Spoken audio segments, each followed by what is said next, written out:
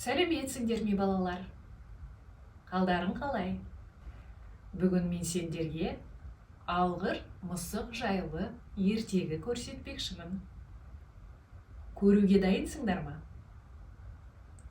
Кеттік, онда бастаймыз.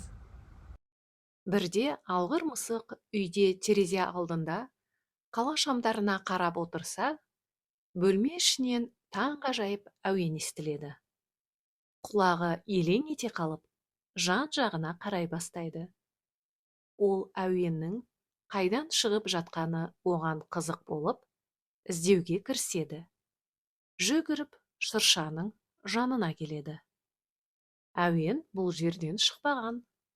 Демек, іздеуді әрі қарай жалғастыру керек. Содан ас үйге келеді. Ас үйдегі қасықтарды көреді де, міне, әуен қайдан шығып жатыр? Таптым, деп қуанып кетеді. Ас үйдегі қасықтар сырласып, әдемі әуен шығаруда. Алғыр мысық жорығын әрі қарай жалғастырады. Балалар бөлмесіне келіп, ойыншықтарды зерттеуге кіріседі. Күркенің ішіне кіреді. Әуен бұл жерден шыға ма? Мысық күркенің ішінде құлағын түріп, әрі тыңдайды, бері тыңдайды. Әсем әуен бұл жерден естілмейді. Күркеден шықса, ойыншықтар ішінен сары балапанды көреді. Әндетіп отырған осы сары балапан екен. Екінші әуеннің иесін таптым, еху, деп мысық қуанып кетеді. Ал, мына жақта тағы да әуен естіле ме, қалай? Тағы да жорыққа аттануым керек, деген шешімге келеді мысық. Кітап тұрған сөреге келіп, арасынан әуезді, сиқырлы кітапты іздей бастайды.